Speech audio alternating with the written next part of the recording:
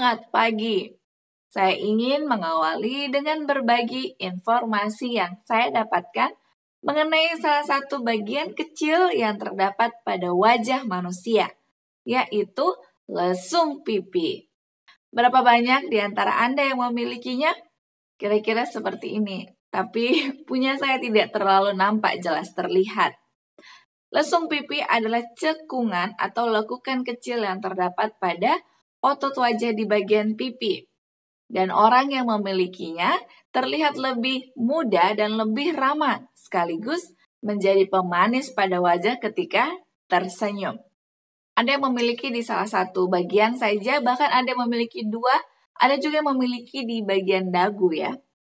Masing-masing orang berbeda, tapi tidak semua memilikinya. Dari penelitian menyebutkan hanya sekitar 20-25% orang saja dari total populasi manusia yang mempunyai lesung pipi ini. Dan lesung pipi ini terbentuk sejak lahir, tapi ini juga dapat terbentuk ketika usia semakin bertambah.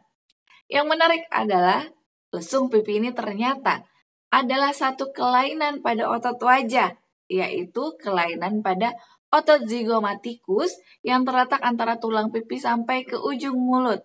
Wah, tapi kelainan ini tidaklah berbahaya. Lesung pipi biasanya dimiliki seorang anak karena ada turunan genetik dari orang tuanya, tapi tidak selalu demikian. Lesung pipi ini adalah salah satu hal kecil yang ada di wajah, tapi dapat menambah nilai seseorang.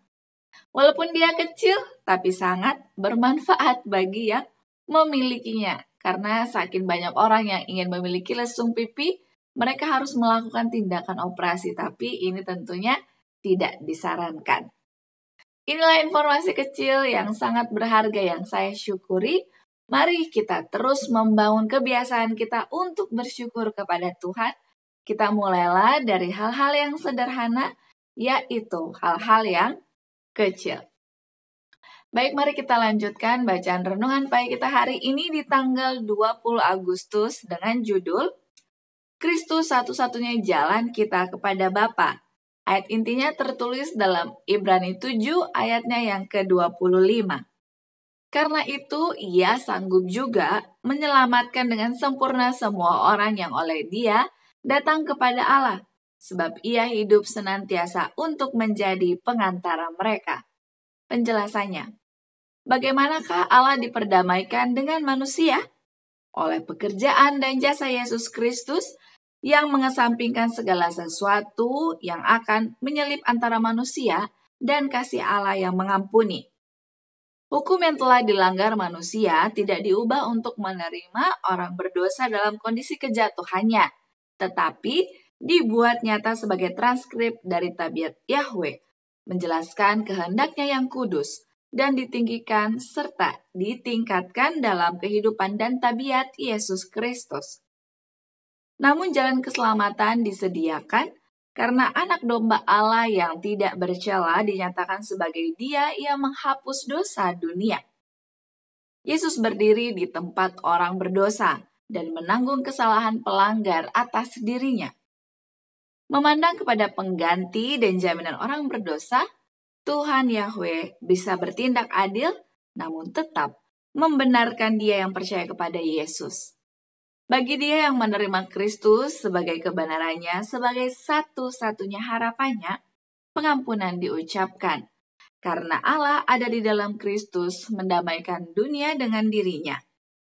Keadilan, kebenaran, dan kekudusan Kristus yang disetujui oleh hukum Allah membentuk saluran melalui mana belas kasihan dapat disampaikan kepada orang berdosa yang bertobat dan beriman. Mereka yang tidak percaya kepada Kristus tidak diperdamaikan dengan Allah, tetapi mereka yang memiliki iman kepadanya disembunyikan dengan Kristus di dalam Allah. Jika kita mengaku dosa kita, maka Ia adalah setia dan adil, sehingga Ia akan mengampuni segala dosa kita dan menyucikan kita dari segala kejahatan. Ia menjadi penanggung dosa dan mati di kayu salib untuk memperoleh keselamatan bagi setiap orang berdosa yang bertobat dan kembali ke kesetiaannya kepada Allah. Hanya melalui Kristus kita dapat memperoleh jalan masuk kepada Bapa. Yesus berkata, "Barang siapa datang kepadaku, ia tidak akan kubuang." Kristus menanggung dosa-dosa si pelanggar dan menghisapkan kebenarannya, serta dengan karunia-Nya yang mengubahkan membuatnya mampu bergaul dengan malaikat dan berkomunikasi dengan Tuhan. Aplikasinya baik kita hari ini, mari kita berkomunikasi dengan Tuhan, karena Yesus telah mati di kayu salib untuk dapat menjadi pengantara antara kita manusia berdosa dengan Tuhan yang Maha Suci. Mari kita gunakan kesempatan ini untuk semakin mengenal Tuhan yang kita sembah. Selain berdoa dan membaca Alkitab, tentunya kita dapat melakukan perbuatan baik kepada orang lain, karena dengan begitu sama saja dengan kita melakukannya untuk Tuhan. Mari kita cari tahu apa yang dapat kita lakukan hari ini untuk memiliki komunikasi dengan Tuhan. Slogan kita awali hari ini dengan renungan pagi. Untuk firman Tuhan saat ini, mari kita mengakhiri dengan berdoa. Kita berdoa. Allah Bapa kami di dalam surga, terima kasih banyak. Kami sudah mendengar bahwa Tuhan begitu baik, sehingga menyerahkan anaknya yang tunggal untuk mati bagi kami orang berdosa, sehingga kami memiliki jalan untuk dapat terhubung dengan Allah Bapa. Ya Tuhan, kiranya kami dapat menggunakan kesempatan emas ini untuk secara pribadi dapat berkomunikasi dengan Tuhan setiap saat, baik itu dengan berdoa di dalam hati, menyanyi di dalam hati, serta terlebih memiliki waktu khusus dalam satu hari untuk bercerita semuanya kepada Tuhan.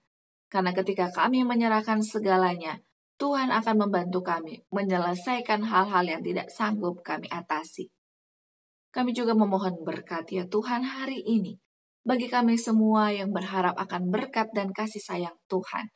Biarlah dalam setiap usaha tangan kami, pekerjaan yang kami lakukan, ataupun setiap hal yang ingin kami capai hari ini, biarlah Tuhan dapat menyertai memberikan kasih karunia, sehingga kami pun boleh berbahagia dan terus memuliakan Tuhan dalam segala sesuatu.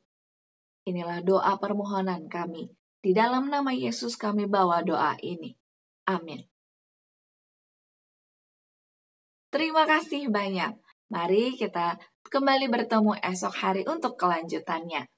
Sampai jumpa, tetaplah bersekutu di dalam doa, dan mari kita terus berbuat baik kepada sesama. Tuhan memberkati. Amin.